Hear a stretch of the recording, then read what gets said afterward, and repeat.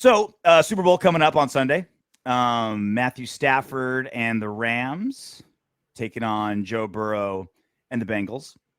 So, what a great story for Matthew Stafford, just dying on the vine in Detroit for 12 seasons. And then finally he's like, you know what? I'd like to get out of here. You know what? Guys, it kind of sucks. I'm pretty good, but because you're the Detroit Lions, I'm never going to go anywhere, and your franchise that just fumbles around. Even with Megatron and with some of my big seasons, like I just know I'm never going to win here. I've only got a couple seasons left. I've been in the game 12 years. How about you trade me? How about let's work something out? And obviously, we all know the history. Jared Goff from the Rams went over there with the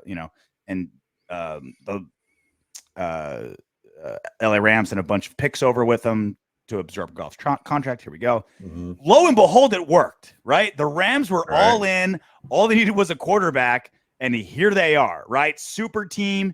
Matthew Stafford and this amazing Cooper Kupp and Jalen Ramsey and this amazing team going to the Super Bowl, right?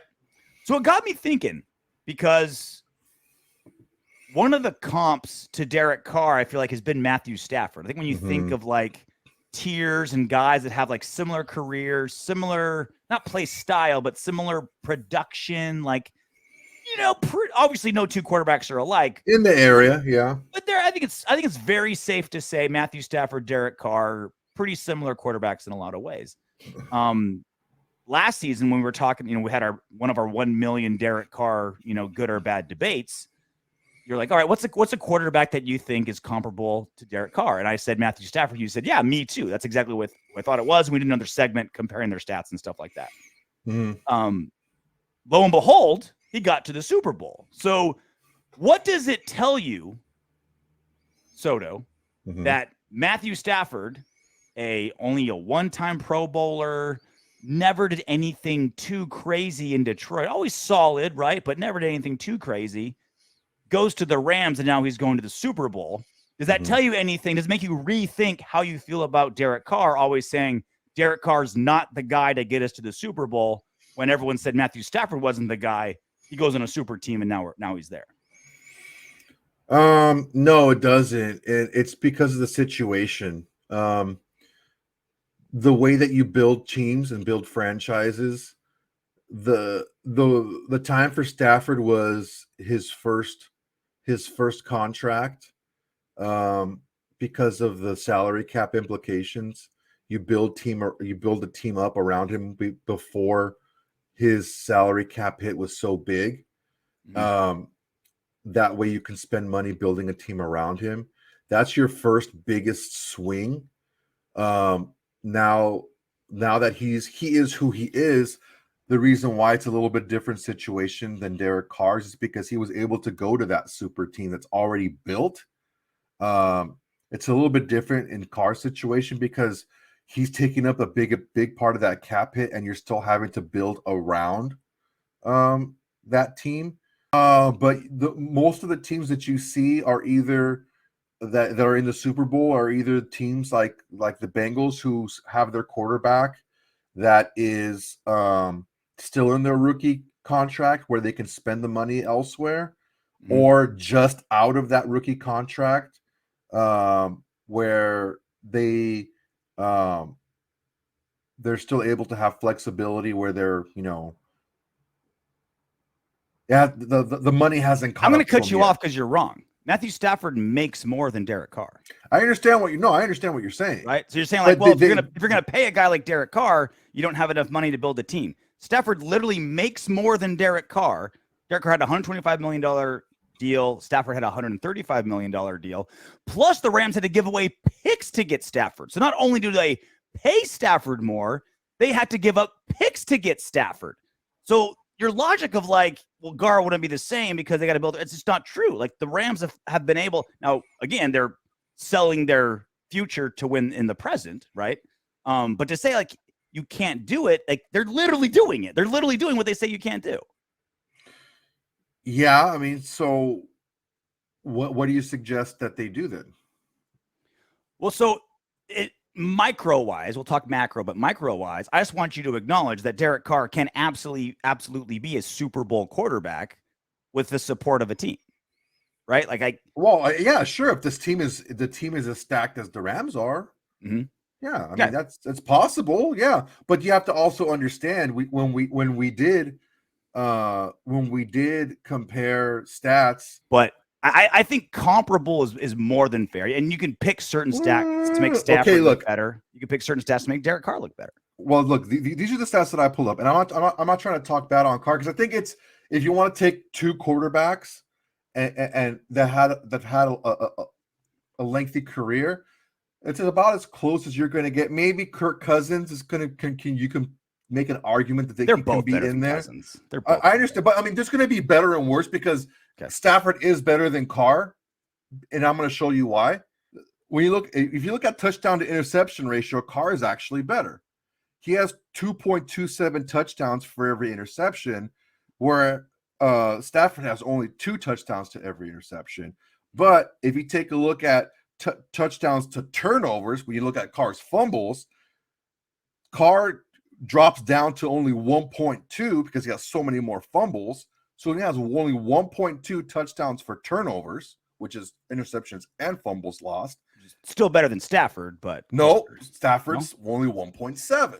He hasn't fumbled nearly as much as Carr has. Touchdowns per game, Stafford's 1.8, Carr 1.5.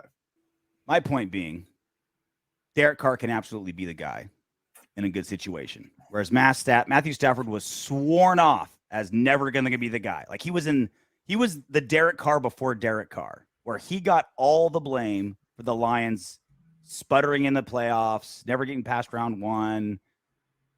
Just not doing enough. Like the blame was Stafford. He goes to a good team, goes to the Super Bowl, right? He was the Derek Carr before Derek Carr. So that was my major point here is like, look, like Stafford was Carr before Carr, and look what he's doing now in a great situation. As he's older, right? Like I think at the start of a round of physical decline. He'll be going into his 13th season next season. Like that's, unless you're Tom Brady. He's in his mid-30s. It's going to start to get there. I think he's at the plateau, and his best years are clearly behind him, right? But even then. So that was my big point. The other big part of this, does Derek Carr look at Matthew Stafford and say, I want that? I want to go to my owner and say, look, I've been a loyal soldier for you. I've been an amazing teammate for I never complained. Publicly, right? Probably privately or not, who knows? Publicly never has. Never had to worry about me getting in trouble. I do every single charity event. All my teammates love me. I've been nothing but a soldier for you for all these years. I'm at a really high trade value right now, right? I have a super easy contract to trade. I got this deal from the Bucks, right? That want me or whatever, right? Like something like that. Like there's a team out there that wants me. I want to win a Super Bowl. Let me go. Are you worried? Or you're probably not worried. You're probably happy if Derek Carr did that because you want him out and you want the picks. But do you think Derek Carr looks at Matthew Stafford and says, he went out and crushed it. I want to do that now? It's a possibility. It's definitely a possibility. There aren't any situations out there right now like the Rams, because the Rams had it all. They had the offense and the defense. Even if you go to the Bucks offense, are pretty close. Look at the offensive weapons. They have one offensive weapon. They have Evans. The running backs are under contract. Their wide receivers, besides Evans, are not under contract. Their tight ends are not under contract. Their defense, there's a couple of guys. They have a lot of free agents. Part of the reason I think Tom Brady retired is because he knew a lot of the guys that came back on one-year deals probably aren't going to be back again. So Brady. Yeah. Oh, what? I don't have the best of everything around me? Yeah. Yeah, that's one thing that was killing me. Is like, look, he came back and gave it another run. He's not going to be able to run it back a third time. So not the Bucks, but what about like the Colts? Like Carr to the Colts, we've said that would be insane, it would be right? good, but he doesn't have part of the Broncos, the receiver weapons The Broncos, they're not going to send him to the Broncos. The Raiders won't send him into the Broncos. The Raiders won't send him. If they're going to send him anywhere, they'll send him to the NFC. And where's he going to go? I mean, the Bucs. Well, that would be their first choice. That would be their first choice. But Stafford went from NFC to NFC, right? It's possible. Right? I mean, it's possible. But he's not going to go in another West. It's possible. It all depends on what Josh McDaniels or Mitch Ziegler, what they think of Derek Carr and what their conversations are and what they feel like moving forward, what they see in Carr and what they see in their system and what they see a building moving forward. They have a lot of decisions to make, and so honestly, I don't think it's anyone's guess. I don't think Derek would do this. He's just been so adamant about how he just wants to be a Raider, wants to stay a Raider, wants to win with the Raiders, wants to do it here.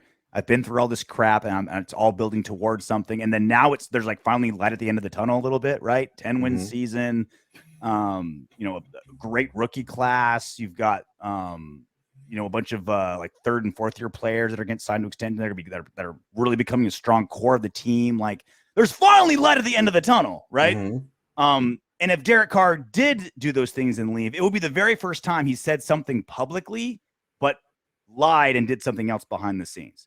Certainly possible for him to do that, but it would be the very first time we've seen him say something that like adamant, I want to win here, or I want to do this, or I love this guy, or I want this thing, and then have it not be what his action, like his words didn't match his actions. Well, things change though, so it really wouldn't necessarily be a lie because there's a whole regime change now. So I wouldn't necessarily call it a lie. There's a new head coach and there's a new GM in town. So they probably, not probably, but what if they came in and said, hey, we're looking for this. We're looking for this to happen. This is the direction we want to go. And if it's something that he's not comfortable with or something that he doesn't feel that we want everyone in the locker room to convert to Judaism. Right. Derek Carr. And if that's not it, or something, it could be any number of things. If he feels like he doesn't want to get down, he might just not want another change of coach, right? Was it sixth head coach? Even if he goes somewhere else, it's going to be a new coach and a new system. So that doesn't matter. It's who knows. So he can explain that away. That doesn't matter. But the issue moving forward is there comfort there with Carr, with the McDaniel system, with their vision? Are their visions all their visions are they aligned? Do they have the same? Not only do they have the same goal in mind at the end, but do their visions do they all line up, going in the same direction?